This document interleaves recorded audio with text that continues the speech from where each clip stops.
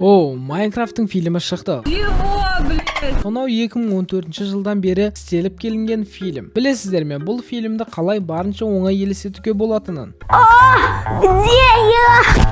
Кажется, я в мире Майнкрафта. Похоже на то. Иә, жарайды. Фильм соншалықты жаман емес. Бірақ бұл ойын көптеген адамдардың ең сүйікті ойындарының бірі. Кейбіреулер тіпті бұндай ойын 100 жылда бір рет шығады деседі. Иә, егер де ойын соншалықты жақсы болса, фильмді одан қалыспау керек деп ойлайтындар көп. Бірақ ол адамдар өте қатты қателеседі. Ойын соншалықты жақсы болғанымен фильм соншалықты жақсы болады дей алмаймын. Соған қарамастан ол фильмнің де жақсы тұстары бар. Мен сіздерге соларды 10 факт арқылы айтып берсем деп едім. Егер де дайын болсаңыздар, каналға тіркеліп лайк басуды ұмытпаңыздар. Колокольчикті тоже қосып қоя салыңыздар. Біз кеттік.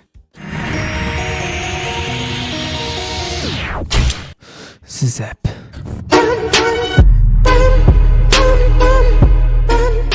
Бірінші факт. Стив достарымен ауылға келген сәтінде алдынан тәж киіп алған шошқа шығады. Оны байқаған бала Стивтен сұрайды: "Бұл кім? Король ме?" деп. Бірақ Стив: "Жоқ, бұл легенда" деп жауап береді. Бұл фильмдегі сәт көптеген адамдарды Technoblade деген блогерді есіне түсірді. Ол блогер рак ауруының кесірінен қайтыс болған болатын. Блогер өз өмірінің көп бөлігін осы ойынға арнаған болатын. Сол себепті Майнкрафттың разработчиктері бұл нәрсені жай қалдырмады. Екінші факт. Егерде фильмдегі бүкіл декорациялардың бәрі графика деп ойласаңыз, сіз өте қатты қателесесіз. Себебі фильмде көптеген жерлер және көптеген заттар шын өмірде құрастырылып түсірілген болатын. Сол себепті фильмде бәрі көзге жағымды әрі әдемі болып көрінеді. Бұл фильмнің үлкен плюсы десек те болады.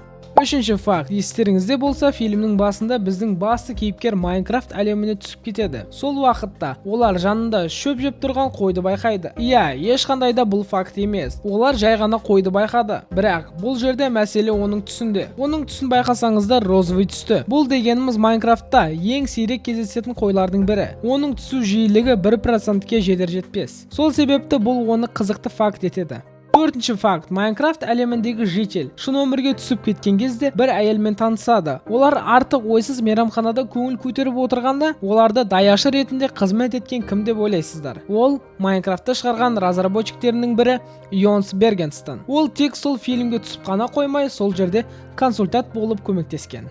Бесінші факт. Генри Эндерменмен көзбе-көз қағысқан кезде оның көзіне неше түрлі қорқыныштар көріне бастайды. Бұл жерде ең қызығы, бәрінің көзі розовый түсті, ал тек Стивтің ғана көзі ақ түсті. Ол тікелей Херобринге отсылка. Херобрин Майнкрафтта ең танымал легендалардың бірі. Көбісі оны Майнкрафттың елесі деп атайды. Бұл персонаж мыңдаған авторларға рух берген. Сол себепті Херобринді фильмге қосқаны таңғалдыратын нәрсе емес.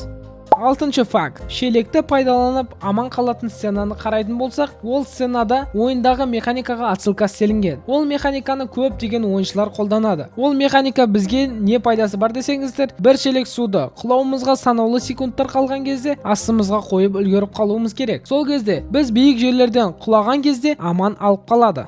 Жетінші факт. Бұл фильмде бізге көп рет қайталап айтылатын нәрсе. Ол күннің және түннің ұзақтығы. Ол бізде 10 минут. Бұл дегеніміз біздің бір күніміз Майнкрафт әлемі үшін 20 минут. Бұл ақпаратты Майнкрафттың механикасына отсылка болып саналады. Сегізінші факт. Егерде біз фильмнің басында Генридің зомбилерден қорғану үшін сарай соққанын байқасақ, сол сәттен кейін санаулы минуттардан соң сол сарайда зомбилер пайда болады. Бұл да бір Майнкрафттың механикасына отсылка. Егерде біз ойында жан-жағымызда факел қойып немесе жарықтандырмасақ, жанымызда зомбилер пайда болады. Тоғызыншы факт. Фильмде ойындағы кейбір нәрселер өзгертілген. Мысалға, Крипер. Крипер фильмде өзін мүлде басқаша ұстайды. Фильмде олар жарылу үшін оларды ұру керек. Ал ойында болса, олар білдіртпей кез келген жерден келіп, жарылып сені өлтіруі мүмкін. Бірақ олар жарылмастан бұрын бірнеше секундқа бір орнында қатып қалады. Бұл ойыншыларға қашуына кішігірім мүмкіндік береді.